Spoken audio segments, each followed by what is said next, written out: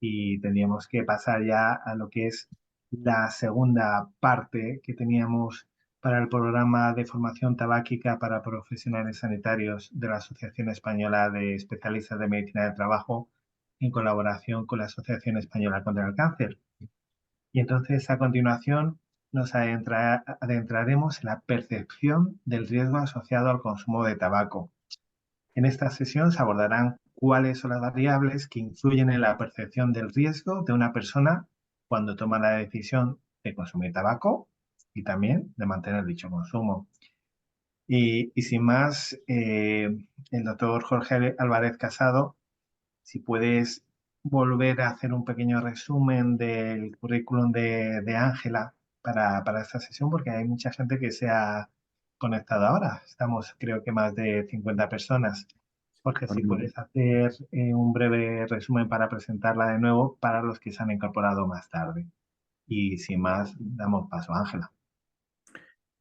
por supuesto, Miguel, ahora mismo somos 51 participantes y bueno, presentando brevemente a Ángela, bueno, tenemos mucha suerte de tener hoy a Ángela Sam García, que es psicóloga técnica de prevención del Departamento de Programas de Prevención y Promoción de la Salud de la Junta Provincial de Madrid de la Asociación Española contra el Cáncer. Es graduada en psicología, máster en psicología general sanitaria y bueno, tiene experiencia como terapeuta colaboradora en centros de psicología por cuenta propia con población adolescente y adulta en diversas problemáticas, experiencia en el entorno educativo y en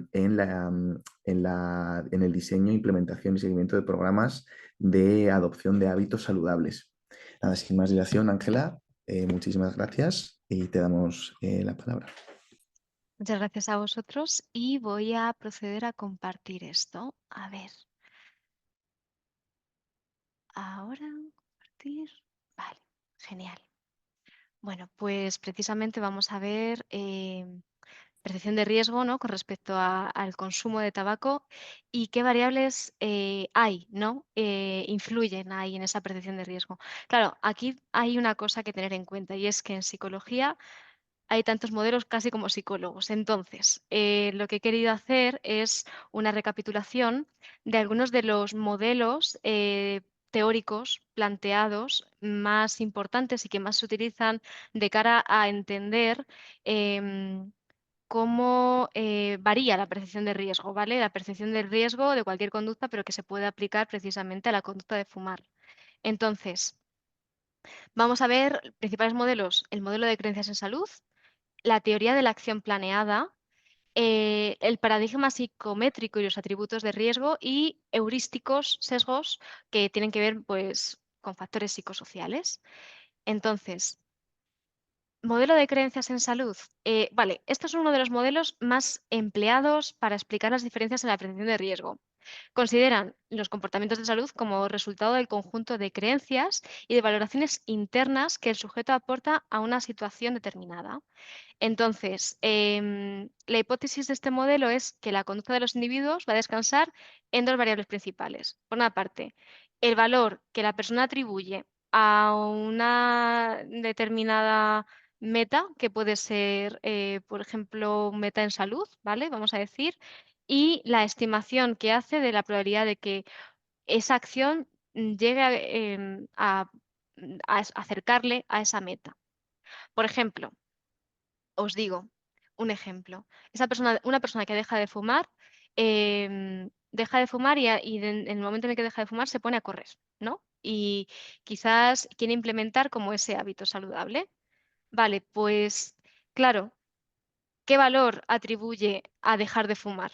Pues esto va a variar tanto en la persona uno como en la persona 2. O sea, la valoración siempre va a ser diferente.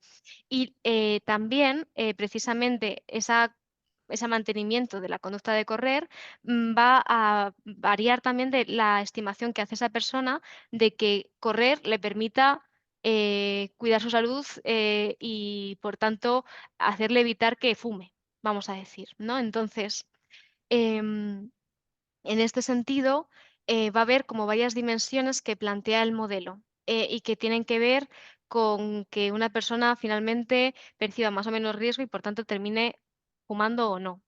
y es la gravedad que perciben con respecto a el hábito de fumar, los beneficios percibidos tanto de fumar como de no fumar, ¿vale? O sea, como ese balance de decisiones de coste-beneficio que tiene y lo que serían las barreras percibidas, los costes percibidos de dejarlo. Entonces, ¿qué es la gravedad percibida? Bueno, pues al final son las creencias sobre la gravedad de contraer, por ejemplo, una enfermedad asociada al consumo de tabaco. Y al final se trata de una, al final de una dimensión que va a contemplar dos tipos de consecuencias de la pérdida de salud. Por una parte, las médico-clínicas, vamos a decir, como puede ser la muerte, el dolor, la incapacidad, y otra parte, que va a ser las consecuencias sociales, como puede ser, pues, por ejemplo, que yo siga fumando y que eso suponga a lo mejor un rechazo por parte de mis relaciones o vínculos. Los efectos que va a tener que yo siga fumando sobre mi capacidad para mantener pues, esas relaciones o que yo finalmente, debido a fumar, desarrolle una enfermedad asociada y eso al final tenga una serie de consecuencias sobre mi capacidad laboral o mis relaciones sociales. Entonces, la gravedad que yo percibo, más los beneficios que percibo bueno, de dejar de fumar, más las barreras que percibo para dejar de fumar, todo eso se mezcla y se puede ver en el siguiente diagrama. Es decir, yo ante una situación, em, de nuevo, me veo provisto de muchísima estimulación, ¿no? O sea, ante un contexto, recibo mucha información y esa información es procesada por mí a través también de mi historia personal y de las experiencias que yo he vivido en relación al tabaco. Claro, esto también entra en contacto con la cultura, es decir, los estereotipos, las creencias que también no solamente tengo yo, sino que también tienen otras personas, etc.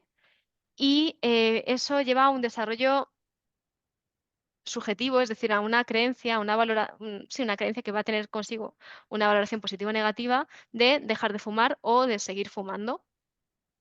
Entonces, esto al final va a incidir directamente en la percepción que yo tengo con respecto al riesgo. Es decir, eh, según el modelo de creencias en salud, se puede predecir que una persona deje de fumar en función de que el sujeto o la persona en cuestión se perciba como susceptible de tener una enfermedad. Claro, o sea, al final, yo voy a dejar de fumar en el momento en el que perciba que efectivamente se me pueden caer los dientes, ¿no? O que en cierto momento puedo desarrollar una enfermedad cardiovascular o puedo desarrollar un tipo de cáncer. Claro, en ese momento voy a decir, vale, es que los costes de fumar son mayores que los beneficios, o sea, sí, son mayores que los beneficios que yo he obtenido fumando hasta ahora. Por tanto, dejar de fumar aumenta también sus beneficios, ¿no? Y a lo mejor hasta cierto punto las barreras que pensaba que podía tener seguir fumando también desaparecen. Claro, esto es uno de los modelos más utilizados, ¿vale? Para hablar de percepción de riesgo. Pero, ¿qué limitaciones tiene? Pues que, si os dais cuenta, aunque sí que se han ido haciendo como precisiones, se ha ido añadiendo información, ¿no? Para completar el modelo, hace mucho énfasis en variables cognitivas, porque se entienden como mediadoras de que finalmente una persona acabe o no fumando, ¿no? Es decir, son como las principales, ¿no? Que yo tenga una creencia de que por ejemplo, dejar de fumar va a mejorar muchísimo mi salud, muchas veces no va a llevar a que finalmente acabe dejando de fumar, ¿no? Y esto yo creo que lo vemos mucho en los ejemplos en los que a lo mejor encontramos paciente oncológico que quizás su médico de atención primaria, junto con también el oncólogo o la oncóloga que le está llevando, está diciendo, oye, si sigues fumando te vas a morir y percibe efectivamente, o sea, percibe primero el coste que tiene seguir fumando, los beneficios que podría llegar a tener en su vida dejar de fumar, pero aún así lo sigue haciendo. Entonces, ahí el modelo no termina de explicar, ¿no?, esa parte. No solamente va a tener, por tanto, esa limitación de que enfatiza demasiado en variables cognitivas, sino también que minimiza el papel de las contingencias presentes. ¿Qué son las contingencias presentes? Pues lo que nos rodea en el momento, es decir, las consecuencias a muy corto plazo que tiene fumar o que tiene no fumar, que es al final lo que muchas veces mantiene la conducta de fumar y que además va a ser transmisible, ¿no?, o generalizable a cualquier problema psicológico. Gran parte de los problemas psicológicos se van a mantener, entre otras cosas, por las consecuencias muy a corto plazo. Entonces, claro, mm, a lo mejor esa persona, ¿no?, que le está diciendo tanto su oncólogo, su oncóloga, como su médico de atención primaria: "Por favor, deja de fumar porque esto va a tener estas consecuencias para ti, ¿no? Y necesitamos que dejes de fumar para que la previsión sea buena". Em, claro, es que no estamos contando con los beneficios, entre comillas, beneficios a muy corto plazo, porque muchas veces es más fácil seguir haciendo lo que hacemos que hacer una cosa diferente, ¿no? O sea, el coste que muchas veces supone hacer algo distinto, como puede ser dejar de fumar y poner en marcha conductas alternativas, es percibido como muy alto, ¿no?, por la persona. Entonces eso, este modelo tampoco lo acoge demasiado. Por eso, podemos hablar de otro modelo o de otra teoría que ha sido ampliamente estudiada y es ampliamente utilizada a la hora de hablar de percepción de riesgo, que es la teoría de la acción planeada. Este modelo va a postular que el precursor de la acción es la intención y que ésta va a tener una serie de antecedentes. Es decir, que una persona deje de fumar, su precursor principal es la intención de dejar de fumar, ¿no? Y la intención va a estar precedida por la actitud, la norma subjetiva y el control conductual. ¿Qué es esto, no? O sea, ¿a qué me refiero con estos tres bloques que preceden a la intención y que son la base de la intención de dejar de fumar? La actitud es, si yo entiendo que la conducta de dejar de fumar la valoro positivo o negativamente, ¿no? O sea, ¿dejar de fumar es bueno o es malo? ¿Seguir fumando es bueno o es malo? Pues la percepción que yo tenga con respecto a eso va a ser uno de los pilares de mi intención de dejar de fumar. La norma subjetiva, que esto va a tener que ver más como con los otros, los que me rodean, es decir, la evaluación que hacen otras personas que para mí son importantes sobre dejar de fumar o no fumar o seguir fumando. Es decir, ¿esas personas valoran negativamente que yo siga fumando? ¿Esas personas valorarían muy positivamente que yo dejase de fumar? Pues esto también va a ser uno de los componentes, base principales de la intención que voy a tener. Entonces, esta creencia, también os diré, que el cómo yo creo que los otros van a recibir eso puede ser equivocada o acertada. Es decir, esto habla de mi percepción sobre lo que piensan otros, que no es exactamente lo que pueden llegar a pensar. Yo puedo estar anticipando muy mucho, ¿no?, que a lo mejor mi pareja va a valorar muy positivamente que deje de fumar, pero súper positivamente, y cuando me vea sin fumar, pues a lo mejor no cumple mis expectativas su respuesta, ¿no? Pues bueno, pues ahí está, pero al final estoy hablando de mi intención subjetiva, ¿no? Entonces, por eso hablo también de cómo percibo subjetivamente a los demás. Y el tercer pilar de la intención para dejar de fumar, según esta teoría, sería el control conductual, que es la creencia que tengo yo de que puedo controlar el dejar de fumar. Es decir, en una situación, por ejemplo, como puede ser de riesgo, ¿no?, la creencia que tengo yo de si controlo o no controlo. O incluso cuando me mantengo fumando y digo que soy un fumador social, si yo creo que controlo el no fumar en otras situaciones que no son sociales o que puedo dejar de fumar en cualquier situación social.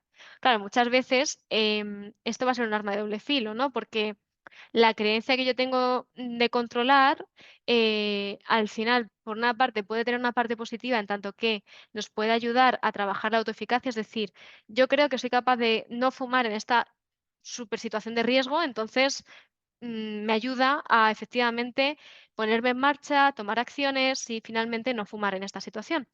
Pero también puede tener su efecto contrario y es subestimar la situación de riesgo. Entonces, me veo a mí mismo como diciendo, "Bah, pero si eso es súper fácil, y entonces, ¿para qué me lo voy a intentar poner aún más fácil si yo realmente puedo llegar a ese bar o puedo llegar a esa comida familiar y puedo no fumar?" Y a lo mejor 50 minutos más tarde de que empezase la comida te ofrecen un cigarro y fumas.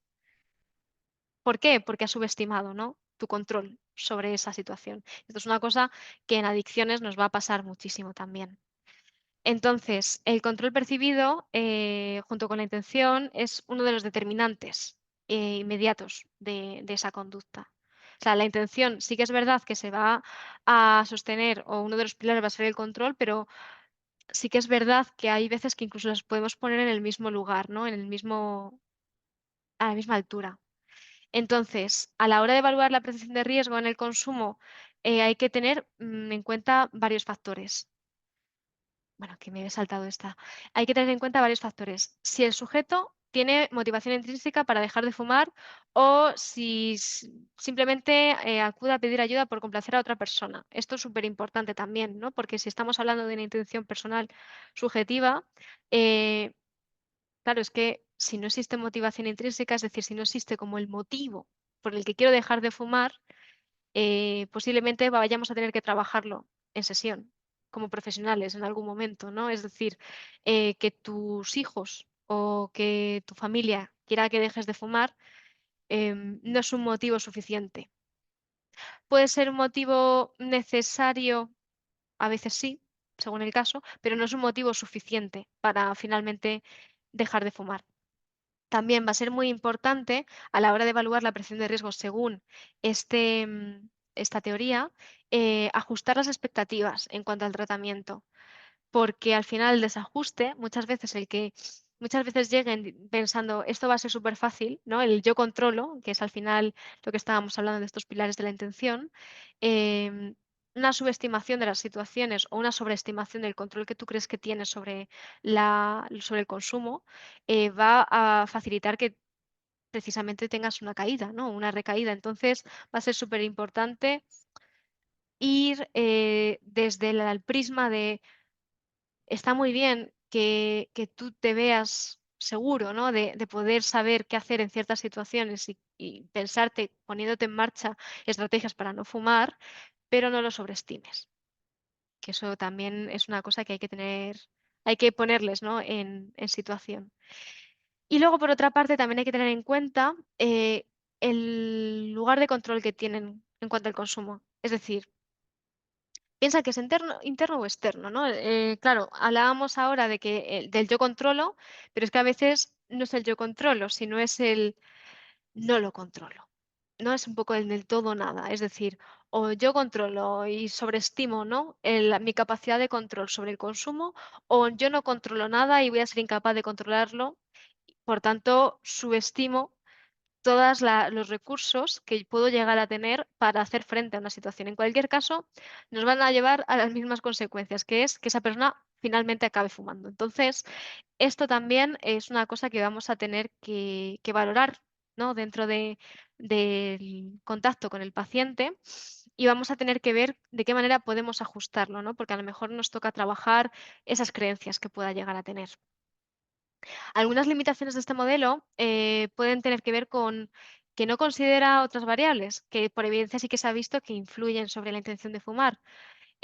Por ejemplo, las emociones positivas van a tener una influencia directa y significativa sobre la intención de dejar de fumar. La norma moral y la conducta pasada también. Claro, esta teoría lo que está teniendo en cuenta solamente es la subjetividad, es decir, el cómo yo creo que me ven los demás, el qué actitud tengo yo con respecto al tabaco, qué sensación de control tengo yo con respecto a fumar. Claro, pero es que no estamos teniendo en cuenta tampoco lo que me está rodeando, es decir, qué norma moral existe. O sea, que dentro de la cultura en la que yo vivo, si fumar es amoral, inmoral, en fin, todo esto. Y la conducta pasada, es decir, em, claro, el mejor predictor de conducta futura es la conducta pasada. Si yo en el pasado he conseguido no fumar en ciertas situaciones o he seguido fumando en ciertas situaciones, por ejemplo, lo que os comentaba, ¿no? De sobreestimo mi capacidad de control cuando salgo de fiesta y pienso que no voy a fumar, pero al final siempre acabo fumando. Claro, pues es que el mejor predictor de conducta pasada es la conducta futura. Entonces, esto también va a contribuir precisamente a la valoración que yo hago del riesgo de volver a consumir, de seguir consumiendo, etc. Y esto sería este modelo, ¿no? O sea, si podemos condensarlo. El siguiente que vamos a tocar es el paradigma psicométrico y al final y los atributos de riesgo. Claro, a ver, este modelo propone que aceptar un riesgo va a ser proporcional a la parte o a la tercera parte de los beneficios percibidos. Es decir, yo voy a aceptar un riesgo siempre y cuando perciba beneficios. Se aceptará en función de cuántos beneficios yo crea que me puede proporcionar aceptar este riesgo, de si lo estoy aceptando voluntariamente o no. No es lo mismo a que me obliguen a tirarme desde, pues, por ejemplo, un acantilado para hacer un salto mortal a que yo lo quiera hacer, ¿no? O sea, voluntariamente. Y todo esto va a intervenir, ¿no? O va a tener un impacto en aceptar o no un riesgo y por tanto también en la valoración que hago yo sobre el mismo. Entonces, en general, las personas vamos a aceptar el riesgo de fumar o de cualquier otra cosa o no en función de esos beneficios, eh, tanto si son reales como si son imaginarios. Es que a lo mejor, por ejemplo, esto sobre todo lo vemos muchísimo en los primeros consumos, cuando hablamos, por ejemplo, con adolescentes. ¿Qué beneficios tú percibías si fumabas? No, pues es que a lo mejor yo percibía o pensaba que así me iba a poder llevar mejor con este grupo de gente que quería que fuese mi amiga. Beneficio real o percibido. Pues percibido. O sea, quiero decir, muchas veces es el beneficio que pensamos que va a tener la conducta de fumar. A lo mejor luego esa misma persona te cuenta que, bueno, pues es que acabé fumando, pero luego dejé de llevarme con esta gente, ¿no? Entonces, esa creencia, ¿no? De que si fumaba íbamos a ser amiguitos para siempre, pues no, no funciona, ¿no? O sea, al final se cae. Y luego también aceptamos mejor un riesgo si pensamos que lo estamos haciendo voluntariamente.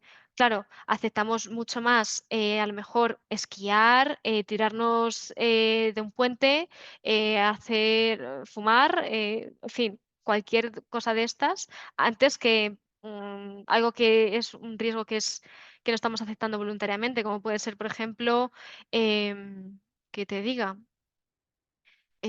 pues, por ejemplo, vivir en un entorno contaminado, ¿no? Y con todos los riesgos para la salud que eso puede suponer. O a lo mejor tomar ciertos alimentos que después se descubre que tienen sustancias que pueden ser tóxicas o cancerígenas para nuestra salud. Claro, eso lo aceptamos menos, ¿no? Es decir, no, no, yo, ¿cómo voy a tomar ese alimento que se ha comprobado que es malo para la salud? Ya, bueno, claro, porque te lo estás planteando como que tú no has elegido eso. O sea, pero sí que estás eligiendo fumar, sí que estás eligiendo salir un sábado por la noche a fumar una cachimba, por ejemplo, en una tetería. Entonces, ahí está. Entonces, a partir de algunas de estas investigaciones que han desarrollado este paradigma psicométrico, se ha logrado definir algunos atributos sobre cómo aceptamos el riesgo, ¿no? Es decir, algunos de los atributos que nos van a ayudar a aceptar un riesgo va a ser, por una parte, lo que ya he dicho, la voluntariedad, el no tener miedo ante el riesgo, es decir, no percibir una amenaza. Claro, evidentemente mi percepción de riesgo disminuye en tanto que yo no percibo que eso sea amenazante para mí, por tanto tampoco tengo miedo.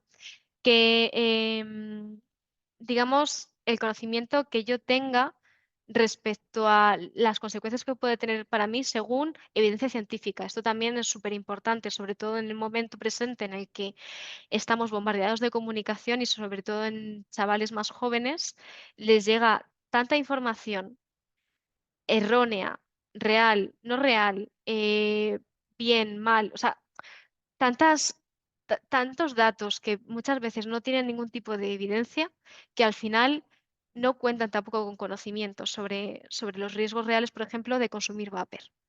No, o sea, ellos al final se ven bombardeados de información y de comunicación, como veremos ahora después cuando hablemos de publicidad, y en verdad no, o sea, al final se quedan con lo que realmente no es una amenaza, ¿no? O aparentemente mis referentes no lo plantean como una amenaza.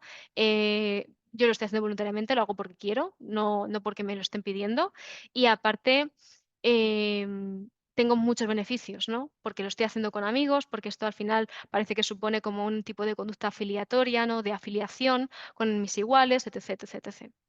Que al final estos son el resto, es decir, el beneficio percibido de asumir este riesgo, cómo de severas yo crea que sean las consecuencias. Es decir, claro, cuando tú inicias esos primeros consumos, pues tampoco es que consideres o percibas las consecuencias de asumir el riesgo de fumar vapor o de fumar tabaco hiper severo.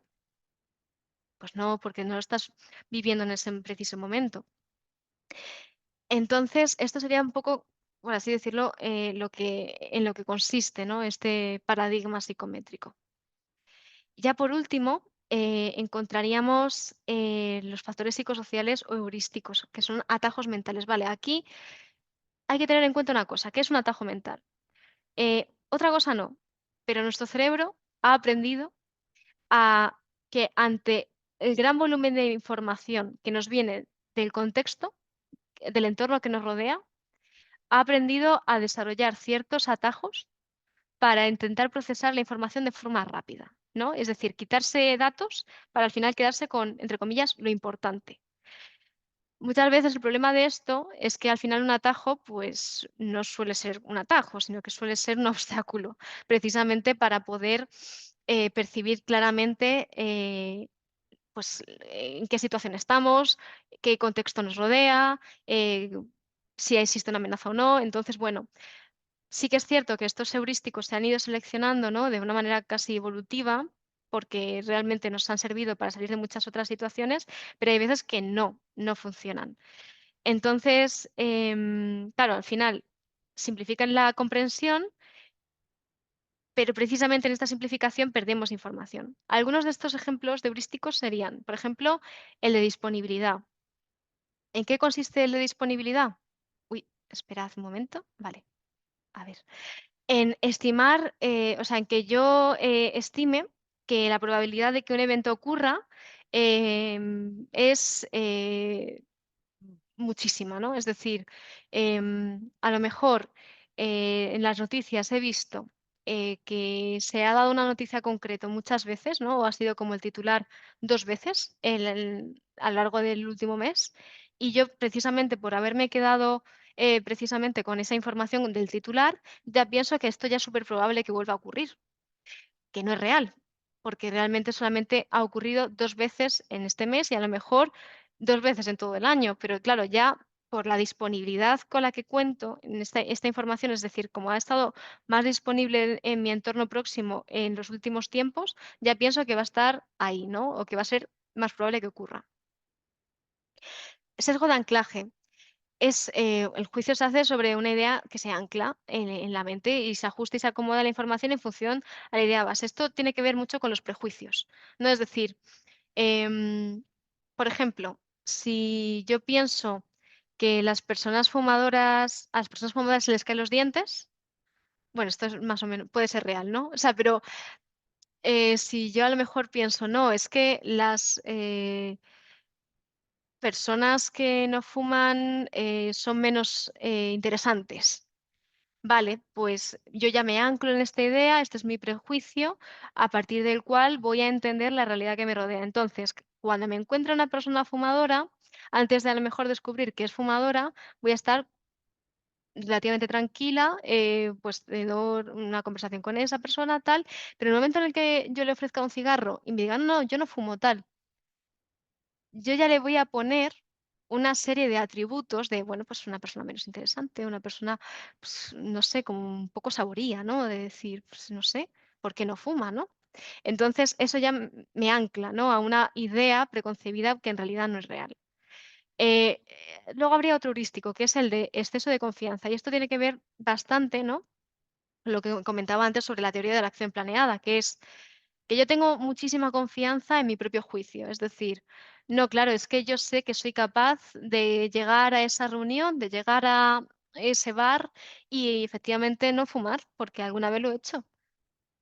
Y esto es peligroso porque se confía hasta el punto de no darse cuenta de, de que esto no es así, o sea, de todos los riesgos que van a existir asociados a la situación en la que tú te estás exponiendo y en la que efectivamente por pasado has fumado gran parte de las situaciones, ¿no? Es decir, estás sobreestimando las situaciones en las que efectivamente no has fumado y eso te sirve para anclarte en eso y decir, bueno, yo confío en que no voy a fumar, ¿no? Y al final no.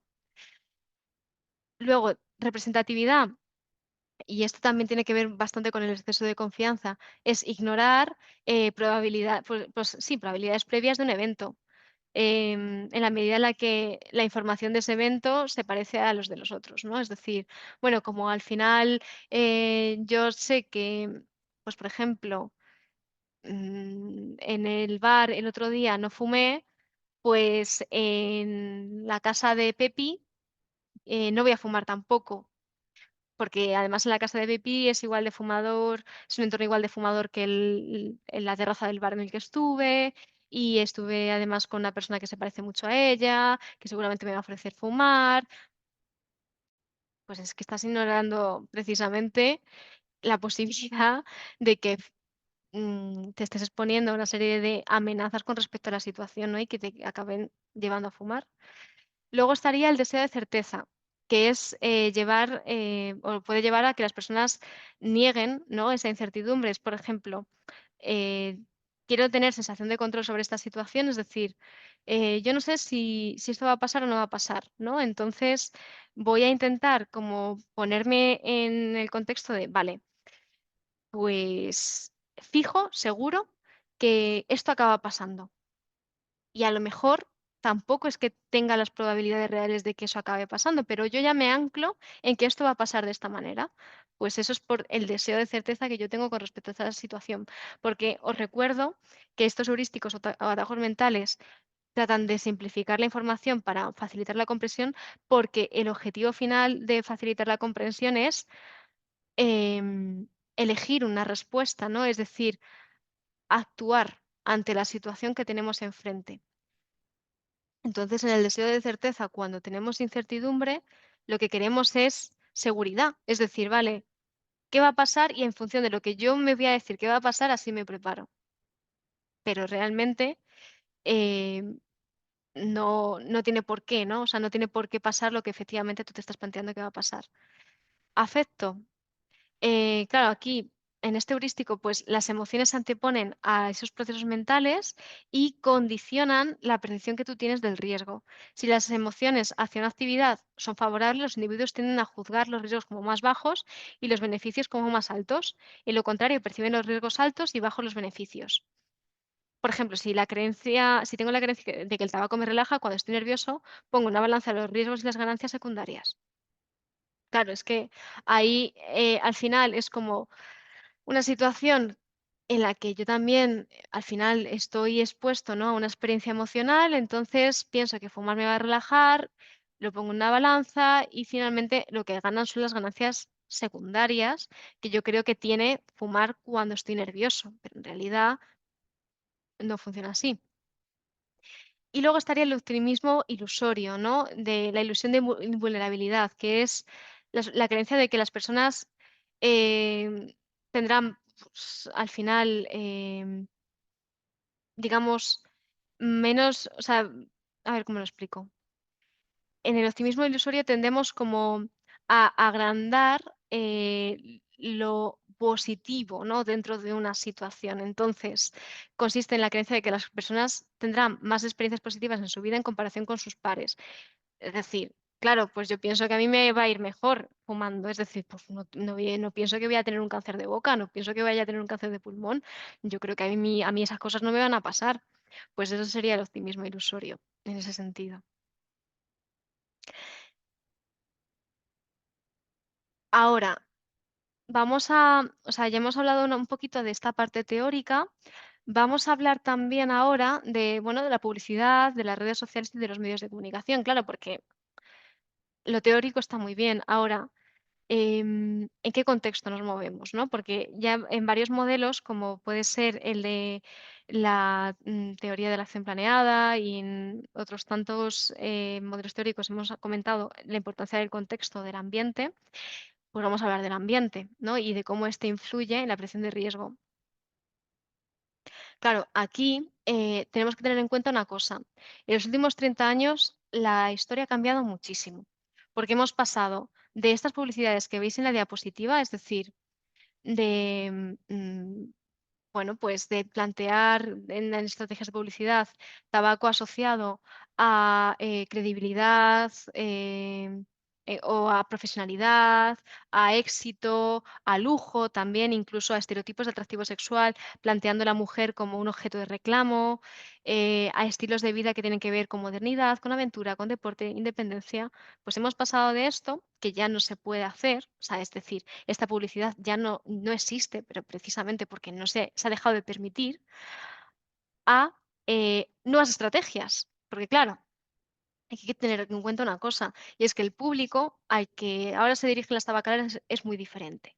Hemos pasado del público de hace 30, 40 años em, a un público millennial, de generación Z, ahora otras nuevas generaciones también están empezando a aflorar, que no consumen necesariamente tabaco tradicional. Consumen otras nuevas formas de tabaco, otras nuevas formas de producto, ¿no? Como pueden ser productos de tabaco calentado, vapor, y por eso asocian estas nuevas publicidades a nuevos valores, como pueden ser limpieza, sofisticación, exclusividad, elegancia. De hecho, es que hasta los mismos chavales te lo dicen, ¿no? Nosotras, como técnicos, también vamos a centros educativos, impartimos charlas, hacemos actividades, talleres, y una de las preguntas que solemos hacer es precisamente el, ¿tú qué piensas del vapor? ¿No? O ¿tú qué piensas de productos de tabaco calentado? O sea, ¿cómo los ves?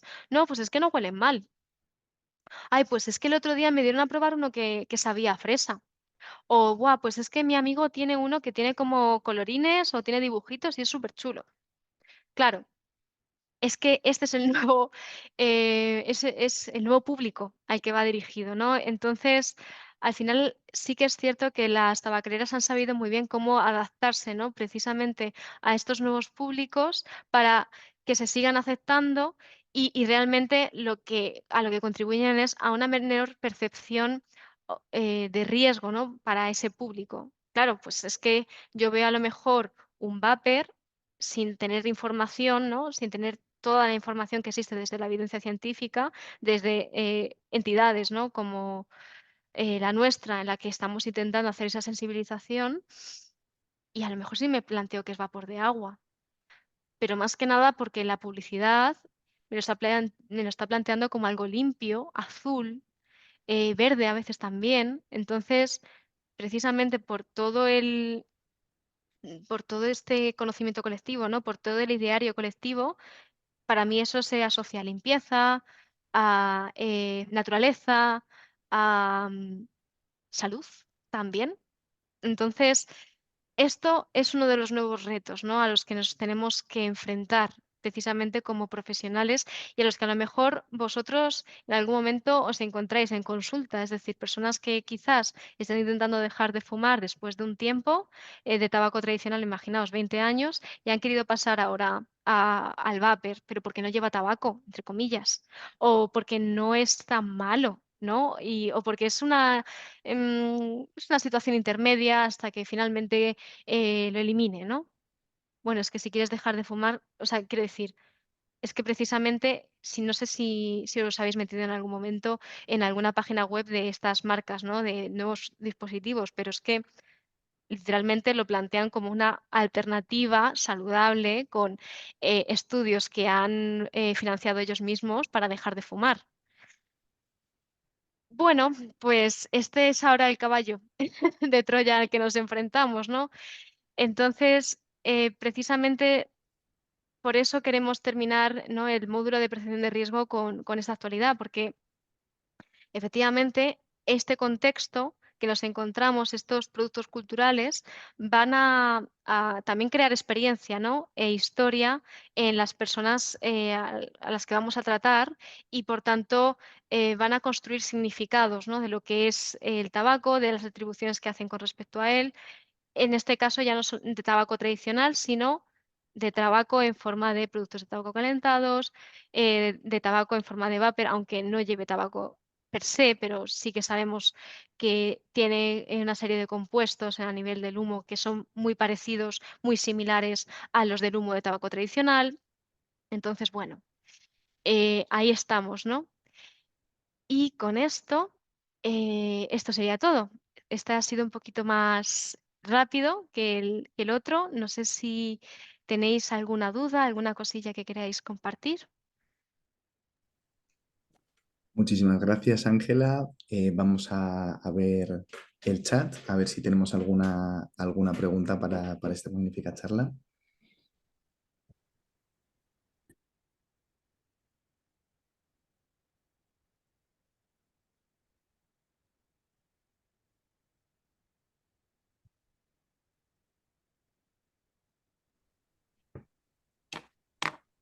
Bueno, Juan Carlos escribe muchas gracias, muy interesante el tema del vapor.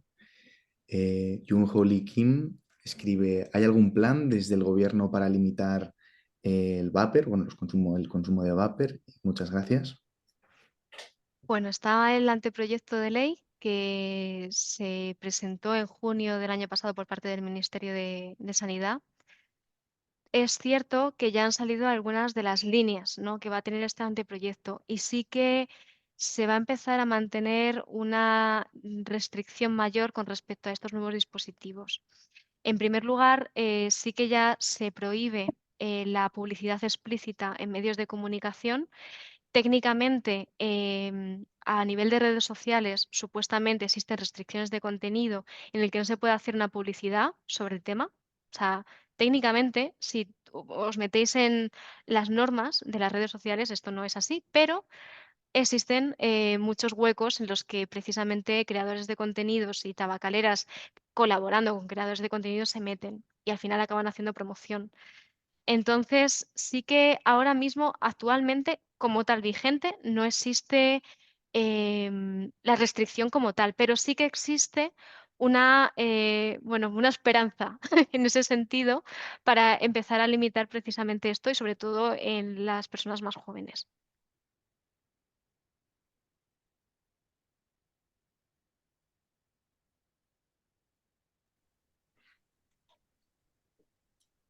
Bueno, si ahora mismo no hay ninguna otra pregunta, yo Ujú. quería hacer una, Ángela.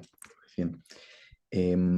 Por situaciones que he visto en consulta o en otros compañeros fumadores, he tenido la oportunidad de hablar con algún neumólogo que planteaba que en situaciones en las que bueno, el consumo de sus pacientes era muy difícil de abolir, eran pacientes muy refractarios, con muchísimas recaídas, caídas y recaídas, y Ujú. alguno me ha llegado a plantear que una transición en vez de a la reducción del consumo, ¿no?, al cambio a estos nuevos productos podría ser beneficioso. Creo que en general todo el colectivo sanitario no estamos muy en favor de este tema, pero bueno, por generar un poco de polémica, me puedo imaginar lo que nos puedes decir, Ángela, pero ¿tú qué opinión tienes respecto a esto?